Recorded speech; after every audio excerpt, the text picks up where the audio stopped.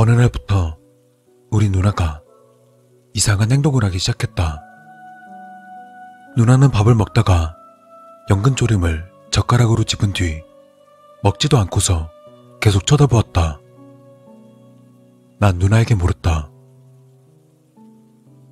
뭐 하는 거야 지금? 누나가 연근조림을 뚫어져라 쳐다보며 내게 말했다. 연근은 왜 이렇게 생겼을까?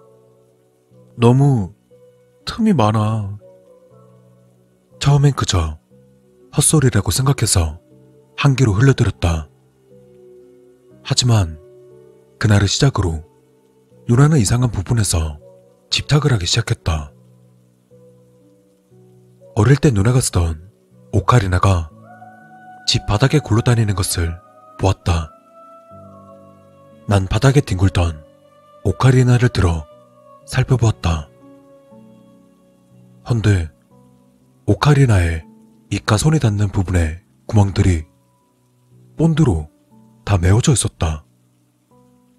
난 누나에게 오카리나를 가져가 물었다. 이거 누나가 이렇게 한 거야? 어? 아, 내가 그랬어. 구멍이 숭숭 뚫려 있어서 보기 안 좋길래. 난 그때부터 이상한 느낌을 받기 시작했다.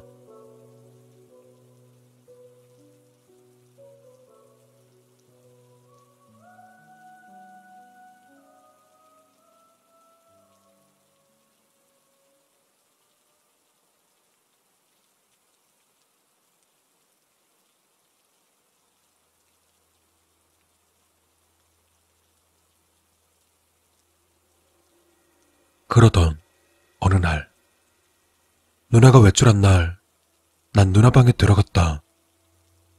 누나 화장대에 화장품들과 책상 위에 각종 필기구, 책과 같은 물건들을 살펴보았다. 뚜껑을 돌려서 여는 물건들은 뚜껑과 물건들이 본드로 붙여져 열어볼 수가 없었다. 샤프나 볼펜 같은 필기구들도 사용할 수 없는 상태였다. 책들은 종이마다 본드로 붙였는지 펼칠 수 없었다. 손에 잡힐 만한 크기의 물건들은 조그만 틈이라도 찾을 수 없었다. 난 검은색 볼펜 하나를 들어 펜의 끝부분에 힘을 주어 누르니 구멍에서 본드가 떨어져 나왔다. 난 잠시 그 볼펜을 사용하고 책상 안쪽에 꽂아 두었다. 그리고 다음날 아침 누나가 내게 찾아와서 물었다. 누나의 손으로 그 볼펜이 들려져 있었다. 이 볼펜 쓴 적 있어? 아니, 난 모르겠는데. 나는 볼펜을 썼지만 모른 척했다. 그러다 며칠 뒤 누나는 어디를 다녀오는 길인지 물건을 가득 사왔다. 누나, 뭘 그렇게 많이 사왔어? 누나는 내 말에 대답하지 않고 방으로 들어가서는 문을 잠갔다. 그리고 그날부터 누나는 자신의 방에서 나오지 않았다. 한동안 한밤중 누나 방에서 들려오는 요란스러운 소리에 잠결에 몇 번 깨게 되었다.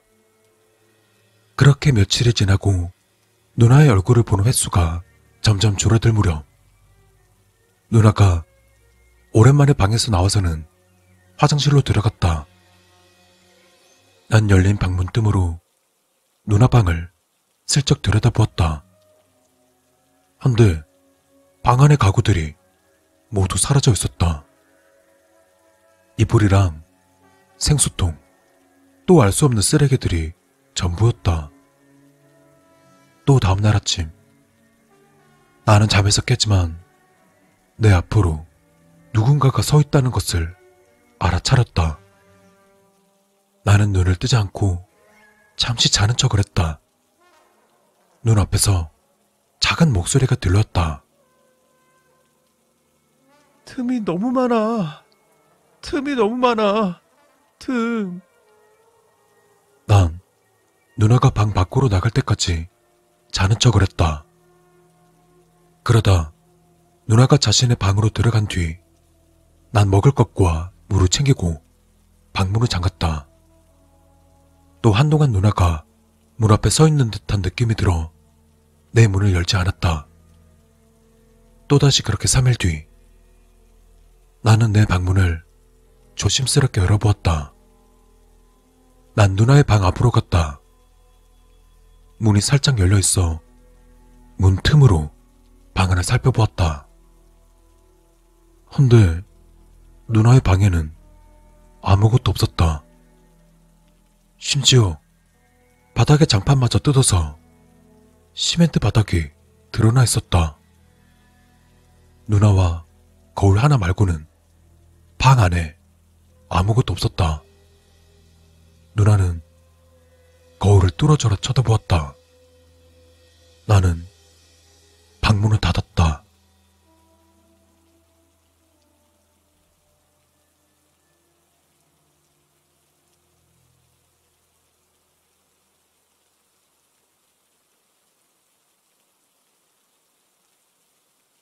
다음날 난 본능적으로 누나의 방 앞으로 갔다.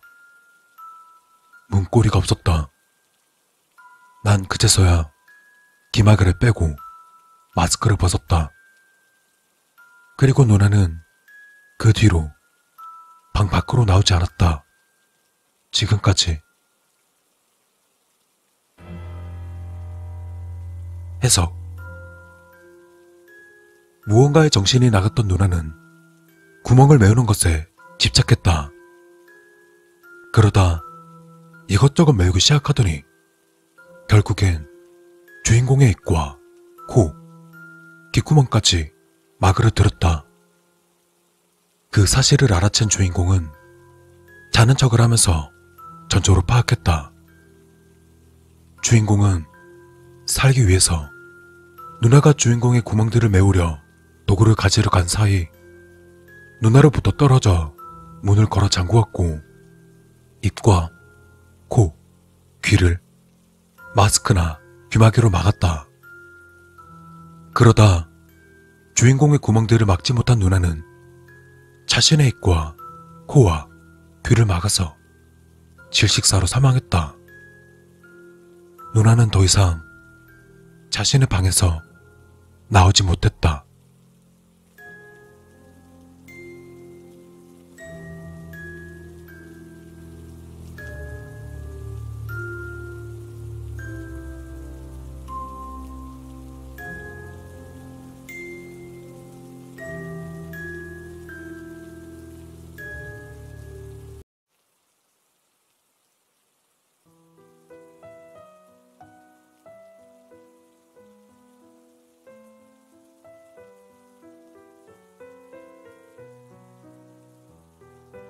옛날에 한 아이가 있었습니다.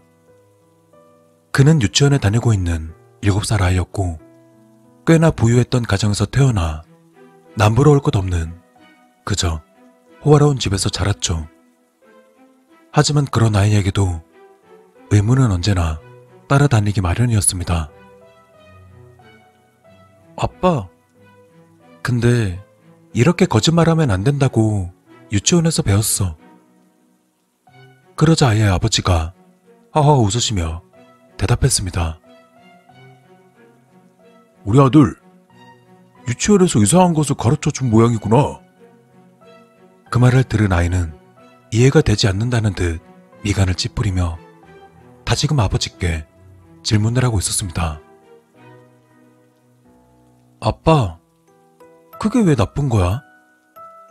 우리 준우가 나중에 커서 성인이 되면 다 알게 될 거야. 아이는 생각했습니다. 아버지의 행동이 이상하다고. 하지만 그의 아이는 고작 7살이었기 때문에 넓은 생각을 할 수 없었고 결국 아이는 아버지의 생각이 맞다고 이를 했습니다. 그럼 아빠, 불쌍한 사람들 도와주는 것도 나빠요? 몸이 자라기 시작하면서 머리도 자랐고 아이는 질문이 부쩍 늘기 시작했습니다. 그의 다시금 아버지께 질문을 던졌는데 아버지는 눈을 휘둥그레 뜨고서 대답했습니다. 그럼 아주 나쁜 짓을 한다. 잘못 다가가면 병균이 옮을 수도 있고 아프게 될지도 몰라. 병균은 더러운 곳에서 옮는 거잖아요. 왜 같은 사람인데도 병이 없는 거예요? 아이의 질문이 귀찮아진 것인지 아버지는 짜증이 섞인 말투로 아이에게 대답했습니다. 준우야, 아빠가 하라는 대로만 하면 돼. 유치원에서는 애한테 뭘 가르치는 거야, 대체?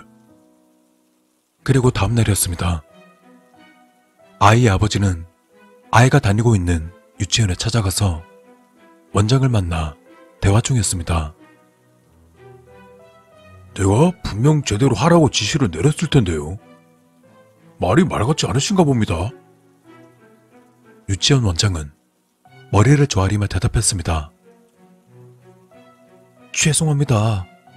교사라는 것들이 뭘 가르치는 건지 제대로 시정하겠습니다. 아이는 그 모습을 지켜보고 있었습니다. 어째서 원장이 아버지께 머리를 조아리는지, 또 선생들이 가르치는 것이 왜 어째서 문제가 되는 것인지 생각하기 바빴습니다. 그런데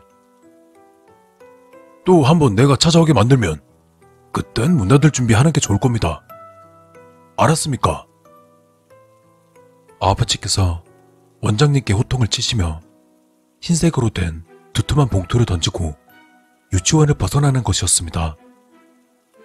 저 봉투는 무엇일까? 저 안에는 무엇이 들어있을까? 아이는 생각했지만 알 수가 없었습니다. 개자식, 지가 잘나봐야 얼마나 잘났다고. 에휴. 원장도 욕을 하고 아버지도 욕을 하고 아무래도 두 분은 싸운 것이 아닐까 아이는 생각했습니다. 그리고는 곧 수업이 시작되었죠. 자, 어린이 여러분, 이게 뭘까요? 선생은 그림이 그려진 카드를 들고 이것이 무엇이냐 아이들에게 묻고 있었고, 그 그림엔 뿔이 2개 달리고 삼지창을 들고 있으며 색깔은 거의 회색에 가깝고 표정은 잔인하게 웃고 있었습니다. 흔히 이해를 쉽도록 유도하기 위한 그림으로써 그것은 균이었습니다. 세균이요. 아니거든. 충치잖아, 바보야. 아이들은 저마다 다른 해석을 내놓으며 발표하기 시작했습니다. 그의 선생님은 인자한 웃음을 보이며 대답했죠. 세균이죠? 자, 여러분, 이 세균에 닿으면 어떻게 될까요? 선생의 질문을 듣고 아이는 갑자기 전날 밤에 아버지가 해주신 말씀이 떠올랐습니다.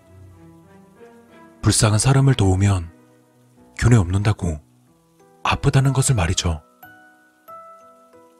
몸이 아파요. 아이는 그렇게 발표했습니다.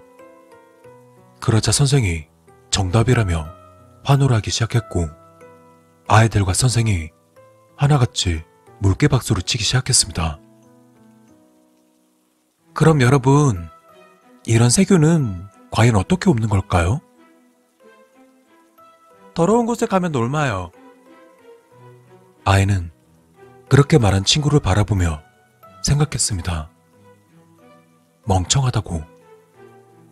그도 그럴 것이 전날 밤 아버지께서 말씀하시길 불쌍한 사람을 도우면 옮는다고 했기에 아이는 그것이 정답이라 생각했죠. 불쌍한 사람을 만지면 옮아요. 또다시 아이가 있는 힘껏 손을 들어올려 발표하자 선생은 아주 똑똑하다며 아이의 머리를 쓰다듬었습니다. 다른 아이들은 어째서 불쌍한 사람을 만지는 것이 균에 없느냐고 물었지만 선생은 아이의 아버지가 말씀하신 것처럼 절대 그런 사람과 접촉을 하지 말라며 아주 무서운 표정을 짓고 말하고 있었습니다. 그날 이후로 유치원에서의 수업은 항상 이런 식으로 돌아갔습니다. 돈이 없으면 어떻게 되는지, 돈 많은 사람은 무엇을 누릴 수가 있는지, 또 집이 잘 살면 어떤 혜택이 오는지에 대해서 아주 구체적인 주입식 교육을 시작했고, 선생은 이러한 내용의 문제를 내서 100점을 맞으면 상을 준다며 아이들을 현혹시키고 있었습니다. 오늘의 1등은 준우. 게다가 아이는 100점을 맞았죠. 너무나 기분이 들뜬 나머지 아이는 집에 돌아가자마자 곧장 아버지께 자랑을 하기 시작했습니다. 아빠, 저 오늘 100점 맞았어요. 그러자 아이의 아버지는 실실 웃으며 대답했습니다. 그래? 우리 준우 공부 열심히 하는구나. 어디 시험지 보자. 잔뜩 신이 난 아이는 아버지께 시험지를 보여드렸고, 아버지는 그 시험지의 내용을 차근차근 읽어가며 아이를 칭찬하고 있었습니다. 어디 보자. 우리 마을에서 유치원이 불타고 있는 상황을 목격했습니다. 이럴 때 신고를 해야 할까요? 안 해야 할까요?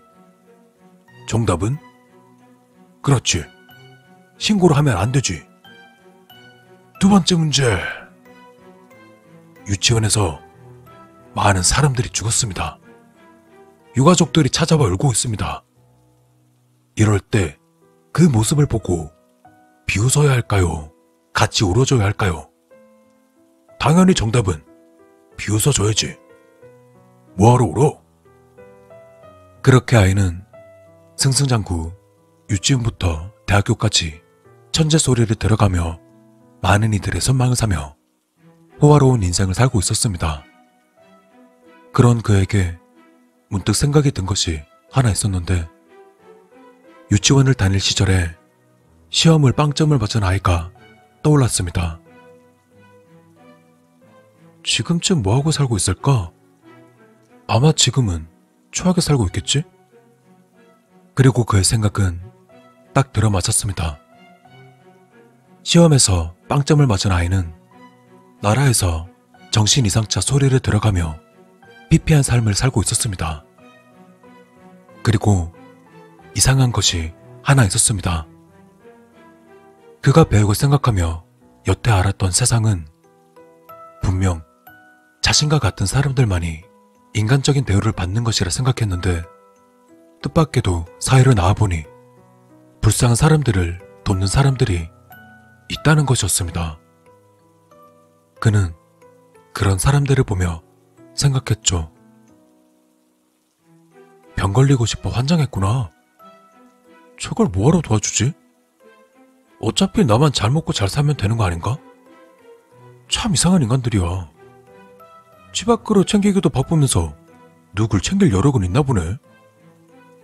게다가 차후에 그는 한 나라를 지키는 아주 높은 관직에 올랐습니다. 나이를 먹어서도 그는 어릴 적 생각을 버리지 않고 나라를 좌지우지했습니다.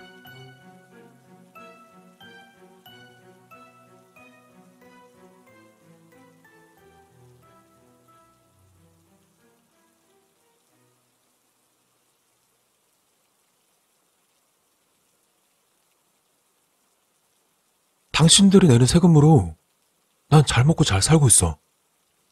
그렇지만 당신들을 도와주고 싶은 생각은 추워도 없어. 당신들은 불쌍한 사람들이니까 병이 옮을지도 모르잖아. 그냥 계속 구덩이 속에서 니들끼리 싸워. 나는 이 높은 곳에서 떵떵거리고 살 테니까.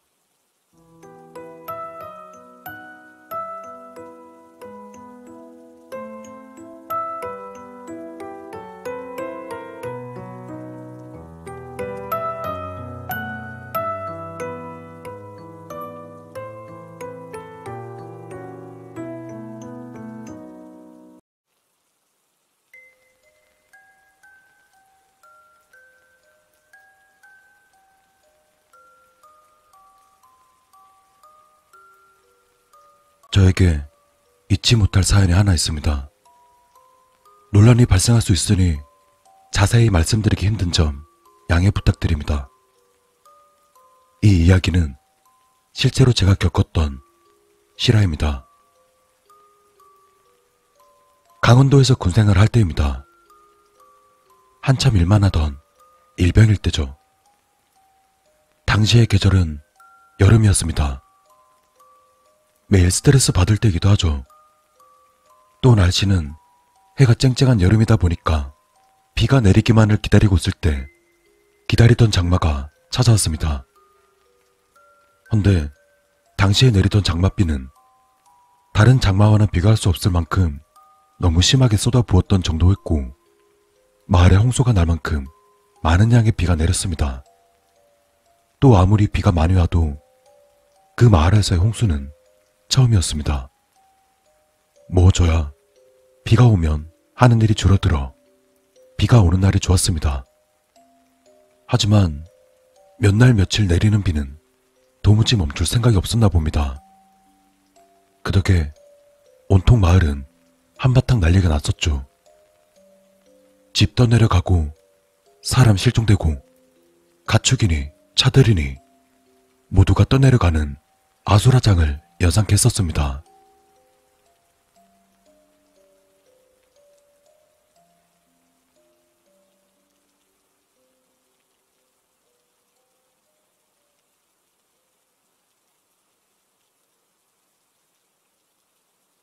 그러던 어느 날 한참을 퍼부어 내리던 장마가 어느새 그쳤습니다. 또 한참 동안 내렸던 장마 때문에 마을은 그야말로 난장판이 되어버렸죠. 어질러진 마을을 복구해야 하기 때문에 구조대 소방관들이 일을 가담했지만 저희 군인들도 일손을 돕게 되었습니다. 그리고 그 동네는 다른 마을에 비해서 작은 마을이었고 구조대가 소방관이고 소방관이 구조대의 일을 할 정도로 작은 동네라 저희 부대 사람들도 소방관들과 인사하며 지낼 정도로 친했습니다. 일단 다른 건 둘째치고 제일 급한 건 없어진 사람들, 즉 시체를 찾는 일이었습니다. 땅인지 강인지 구분도 어려울 만큼 물바다가 되어버린 마을에서는 보트를 타고 조를 짜서 실종된 사람, 즉 시체를 찾으러 다녔습니다. 저는 박병장과 2인 1조가 되었고 노를 휘저으며 이리저리 돌아다니고 있었습니다. 하루가 지나고 이틀이 지나도 수색 작업은 계속되었고 어느덧 4일째가 되는 날 저희는 똑같은 코스로 다시 작업했습니다. 또한 그 마을은 시골이라 그런지 무수히 많은 잡초들이 있었고 그 잡초들을 헤쳐가면서 작업을 해야만 했었습니다. 그런데 그때 잡초라고 하기에는 이상할 만큼 검은색의 잡초가 눈에 띄었습니다. 전 보트를 멈추고 검은 잡초 쪽으로 천천히 가까이 가봤는데 순간 등골이 오싹했습니다. 아무래도 사람 머리카락 같았습니다. 가까이 갈수록 확신이 들더라고요. 그런데 전 물에 빠져 죽은 시체를 본 적도 없고 시체 자체도 본 적이 없어서 제 판단이 아닐 수도 있겠다 싶어 바로 박병장에게 말했습니다. 박병장님, 왜? 제가 지금 시체를 발견한 것 같습니다. 뭐? 잘못 본 거 아니야?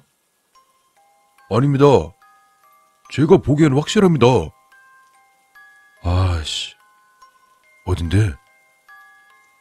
제가 그 위치로 노를 들어서 알려주니까 박병장은 잠깐 머뭇하더니 아무렇지 않게 말했습니다. 야, 저거 시체 아니야. 가자. 제가 보기에는 시체가 확실합니다. 검은 잡초는 없지 않습니까? 네가 뭘 알아 임마. 아니라고. 그냥 가. 아닙니다. 한번 건져보는 게 낫지 않습니까? 아니라고 몇 번을 말해.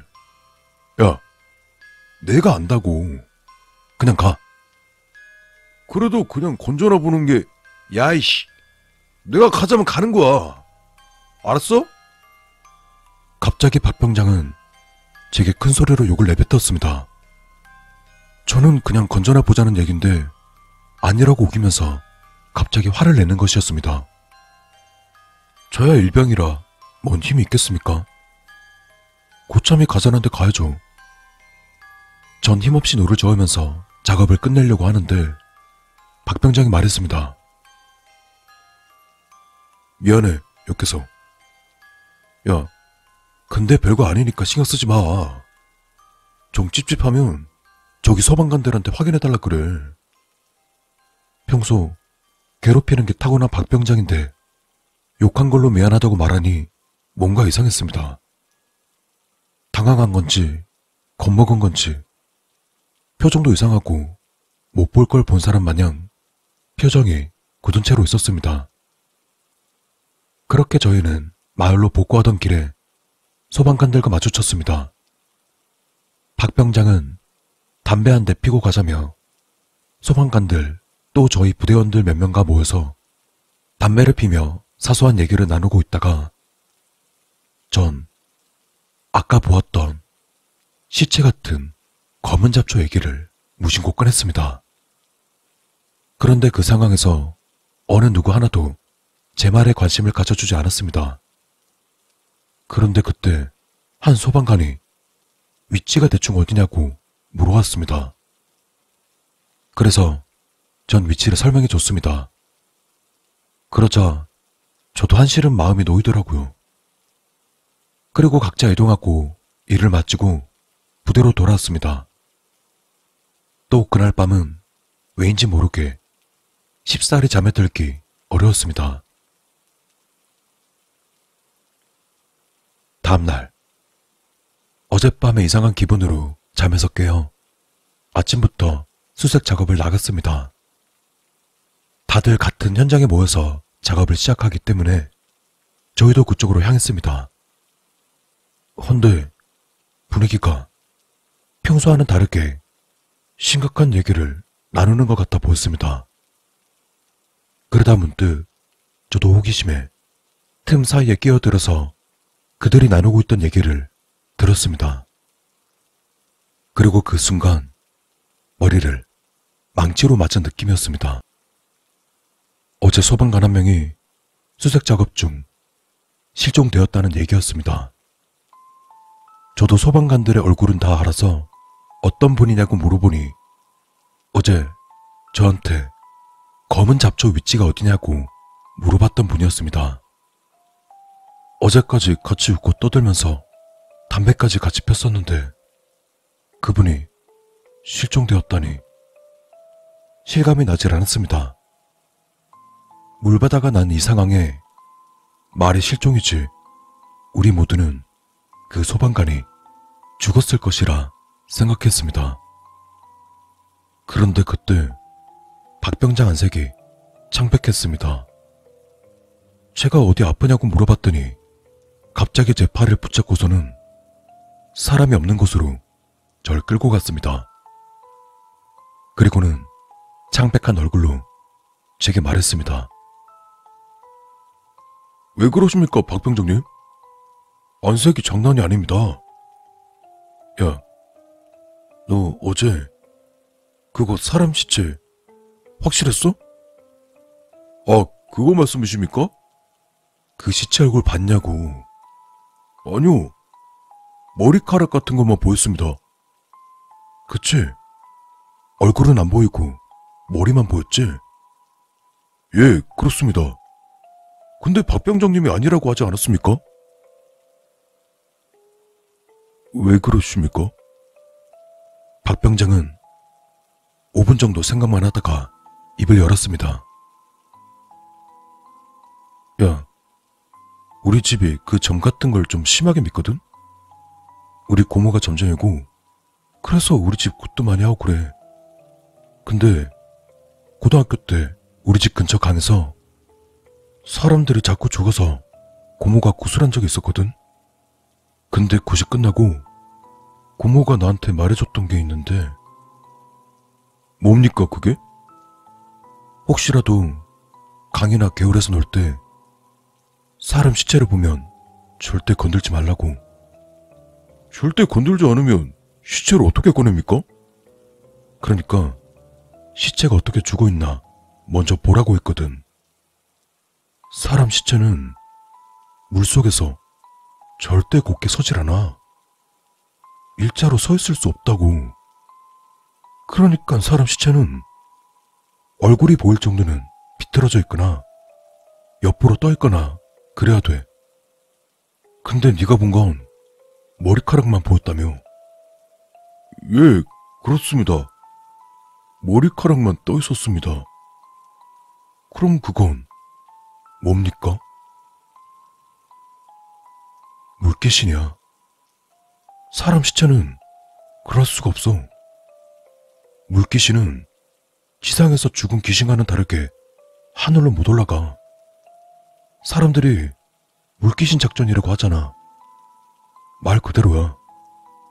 자기 자리를 채워놔야 올라간다더라. 그 순간 전 얼어버렸습니다. 그때 알았습니다.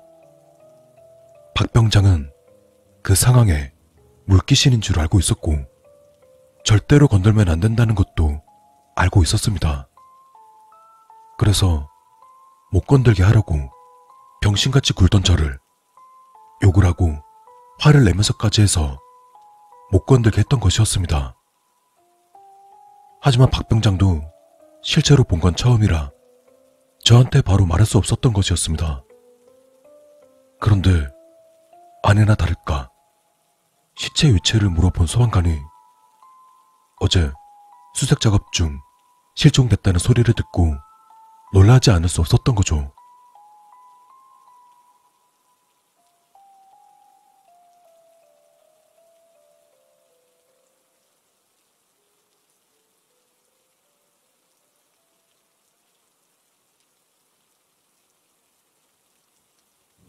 그렇게 며칠이 지나고 물도 다 말랐습니다.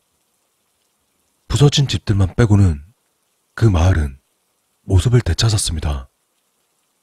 하지만 여전히 그 소방관은 실종 상태였습니다. 시간이 흘러 박병장이 제대하고 저도 제대했습니다. 그 일이 있고 나서 그곳은 또다시 익사사고가 났습니다. 물론 실종으로 처리되었고요.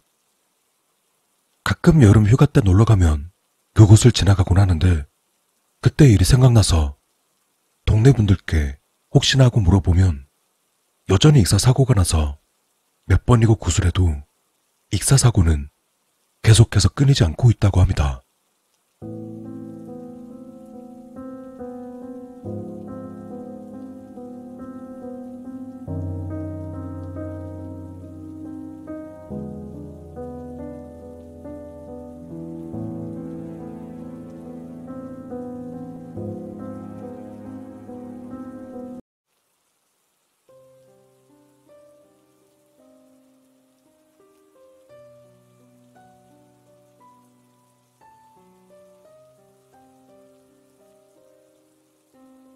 오늘의 이야기는 제 지인이 겪었던 실화입니다. 전라도의 어느 도시에 위치한 시외 버스터미널 근처는 정말 모텔촌으로 불릴 만큼 많은 모텔들이 있습니다. 물론 어느 외곽 도시나 버스, 기차 터미널 부근엔 모텔이 많고 인접한 도시도 못지않지만 여긴 정말 도시 전체가 그냥 모텔촌이라고 인식될 정도로 정말 많다고 합니다. 아무튼 그 지인분은 서울에 거주하셨고 내근직이라 지방 출장이 잦지 않은데 부득이하게 영업 스케줄이 잡혀서 어쩔 수 없이 전라도에 위치한 그 도시를 가게 되었다고 합니다. 당연히 업무는 평일에 진행되었고 여차저차 일을 마치니 밤 10시가 가까워졌습니다. 그분은 넉넉 잡아 1박 2일 일정으로 내려온 터라 하루를 묵었어야 했는데 일 진행도 잘 되고 업무를 마치니 쉬고 싶다는 생각에 모텔방을 잡았답니다. 그는 딱 보기에도 좋지도 나쁘지도 않아 보이는 적당한 가격의 모텔을 잡았었고, 근처 편의점에서 간단한 요깃거리와 맥주 몇 캔을 사들고는 남자 혼자서 모텔방 TV 채널을 돌려가며 그렇게 무료하게 보내고 있던 찰나, 참 이게 이야기를 들려주신 그 형님 말씀에 의하면 이분은 업소를 자주 들락거린다거나 그런 쪽으로 밝히는 분이 아니셨음에도 그날따라 참 이상하게 네모난 티슈 겉면에 붙어있는 티켓 다방 전화번호들이 눈에 들어오더랍니다. 아무튼 이분은 외지에 나와있고 일적인 긴장도 해소됐겠다. 서울이나 수도권 쪽은 티켓 다방이라는 게 잘 없어서 호기심과 무료함을 달래볼 생각에 그곳에 전화를 걸었던 것 같습니다.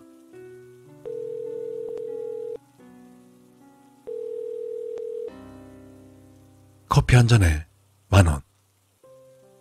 이 차를 즐기려면 추가 요금이 있다는 모텔 주인의 말과 함께 좋아하는 취향을 말해주면 취향에 맞게 골라서 보내준다고 했었답니다. 하지만 평소 소극적이셨던 그는 대충 아무나 보내달라고 둘러댄 뒤 기다렸다고 합니다. 그리고 20분 정도가 지나자 방문을 두드리는 소리가 났고 설렘과 호기심에 문을 열었더니 분홍색 보자기를 들고 짧은 치마에 머리를 질끈 동여매고 짙은 화장을 한 가슴이 살짝 파인 흰색 블라우스를 입은 어여쁜 여자가 서 있었습니다. 그는 어색하게 안으로 들어오라고 한 뒤 여자가 타주는 커피를 마시며 이런저런 이야기를 하는데, 이쪽 계통의 여자들은 손님이 진상이 아닌 이상 오히려 돈을 더 벌어들일 목적으로 이 차를 권할 것이라 생각했지만 이상하게 반응도 뜨뜻미지근하고 뭔가 다른 곳을 자꾸 응시하면서 불편해하는 것 같더랍니다. 그는 왜인지 모르게 자신을 무시하는 것 같은 생각이 들었고 어느덧 은근히 화가 나기 시작했다고 합니다. 그러다 이내 실증을 느꼈는지 지갑에서 10,000원짜리 한 장을 꺼내 그녀를 돌려보냈다고 합니다. 그녀는 어째서인지 찝찝한 표정과 함께 땅바닥에 떨어진 10,000원짜리를 주어서 얼른 가져온 보자기에 커피잔을 넣고서는 도망치듯 황급히 방을 나갔다고 합니다. 황급히 나가는 그녀를 보며 오히려 그가 더 당황스러웠다고 합니다. 그는 단순 호기심 치고는 참 비싼 커피 한 잔 값에 울분을 토해내며 좀 전에 사온 맥주와 요깃거리를 먹고는 잠에 들었습니다. 그리고 다음날 잠에서 깨고 보니 전날 일이 곰곰이 떠오르면서 돈도 아깝고 뭐 이래저래 갑자기 더 열이 나더랍니다. 그리고 다방에 전화를 걸어서는 정말 끈질기고 집요하게 어제 그 여자를 바꿔달라며 으름장을 놓았다고 합니다. 하지만 모텔 사장님께서는 진상 손님이라 생각하고는 전화를 끊으셨고 몇 차례 더 전화를 걸어 따지기를 반복하던 중 이젠 모텔 사장님도 포기했는지 전날 그에게 갔었던 그녀에게 전화를 넘겨줬다고 합니다. 일단 그도 좀 욱하는 성격이 있었는지 갑자기 욕을 퍼부으면서 생난리를 치셨답니다. 당신이 뭔데 사람을 무시하냐? 또 예쁘지도 않은데 그렇게 비싼 척을 하냐? 서울에 잘나가는 업소 애들도 너같이는 안 한다 라는 아주 흔하디 흔한 진상짓을 벌였답니다.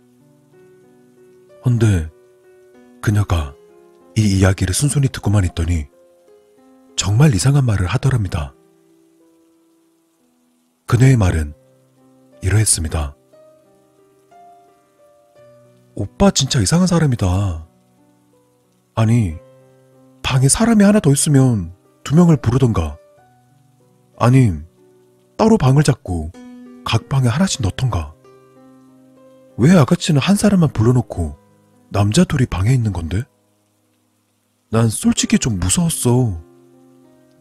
솔직히 처음엔 여자가 뱉어내는 말을 믿지 않았었지만 떨려오는 그녀의 숨소리를 듣고는 이건 거짓말은 아닌 것 같다고 생각했답니다.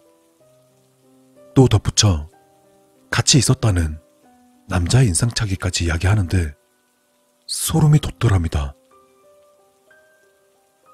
그 검은색 스웨터 입고 머리 까진 아저씨, 소파 의자에 앉아서 변태처럼 눈이 풀려서는 그녀를 쳐다보고 있었다고. 나 진짜 소름 끼쳤어요. 그냥 아무것도 안 하고 그러고 앉아서는 나만 쳐다보고 있는데 오빠 같으면 재수없지 않겠어? 전 그 말을 듣고 난 순간 무의식적으로 소파 의자와 테이블이 있는 쪽을 쳐다봤는데 뭔가 한계가 돌면서 섬뜩한 기분을 받은 지인분은 그 길로 대충 짐을 챙겨 들고는 도망치듯 모텔을 빠져나와 뒤도 돌아보지 않고 서울로 돌아왔다고 합니다.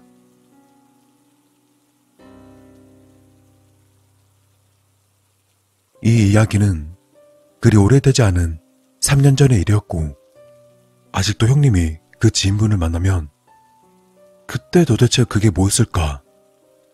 다방 여자가 자신을 가지고 논 건지 아니면 진짜 그 모텔방에 자신 말고 다른 무언가가 있었던 건지 모르겠다며 참으로 알 수 없는 미스테리였다고 합니다. 하지만 그가 확실한 건 전화기 넘어 들려오는 다방 여자의 목소리는 정말 누굴 놀리거나 꿈에는 거짓말이 아닌 차분하고 진지한 음성이었답니다.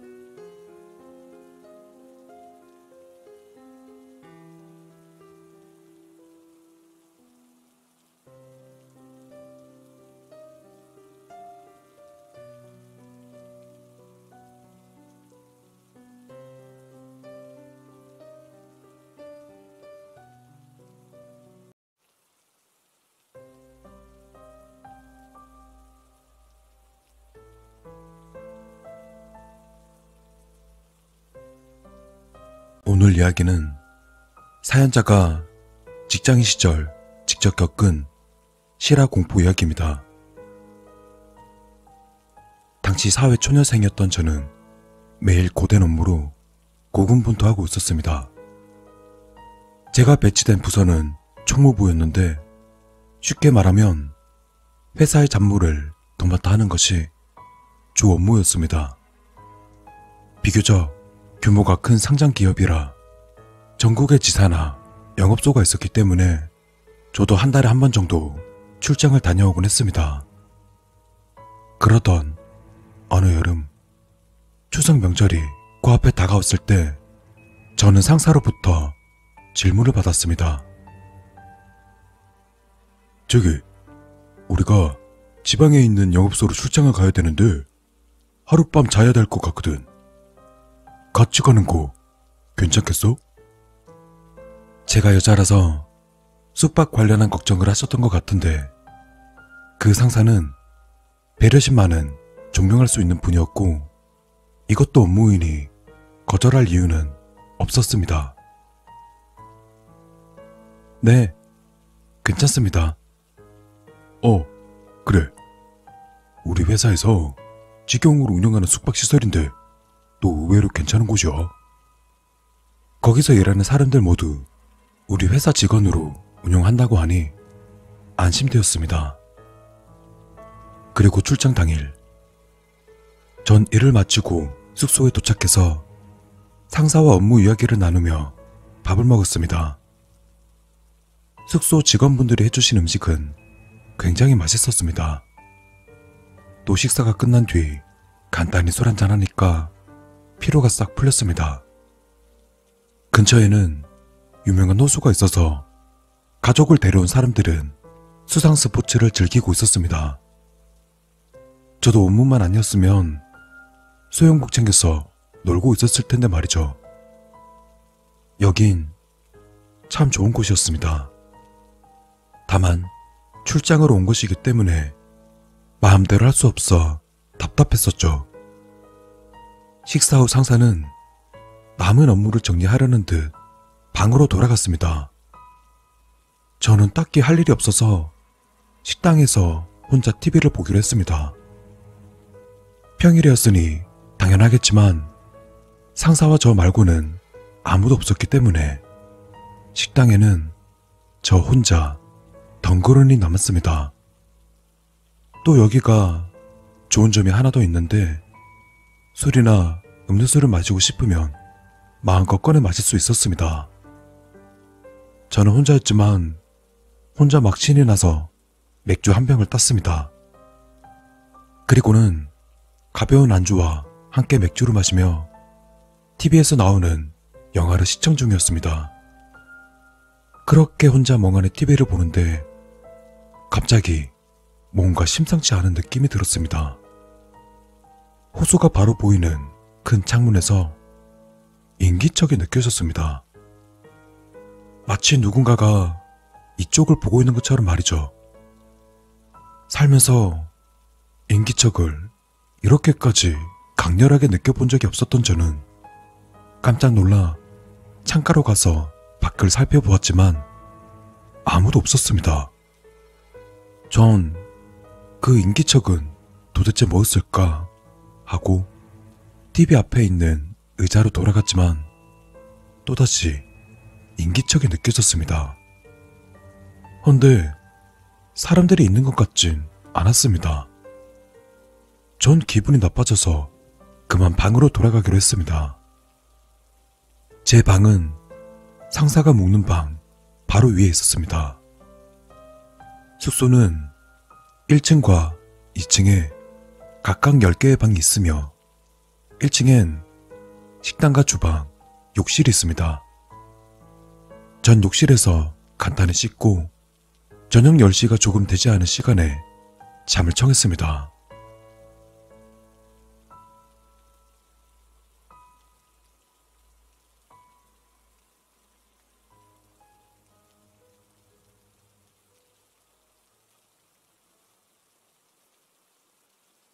한밤중 전 어째서인지 갑자기 잠에서 깼습니다. 자고 일어난 직후인데도 오감은 예민해져 있었습니다. 이내 곧 호수에서 희미하게 잔잔한 물결을 치는 소리가 들렸습니다. 그러자 갑자기 방 미닫이 문이 열렸습니다.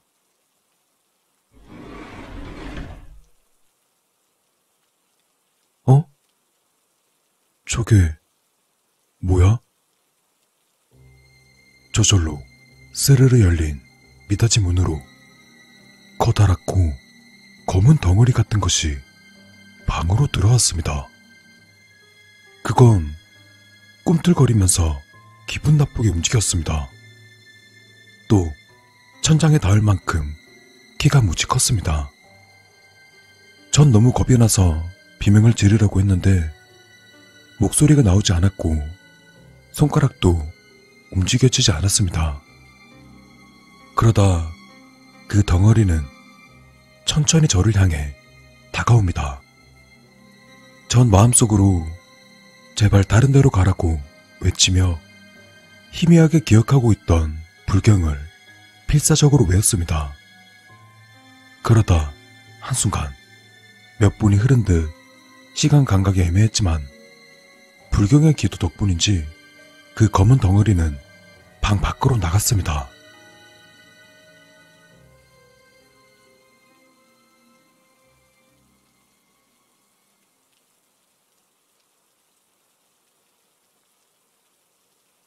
다음날 아침, 전 상사를 보자마자 어제 있었던 일을 이야기했습니다. 그런데 상사의 말은 역시 봤구나. 상사는 한동안 머뭇하더니 이내 이야기를 시작합니다.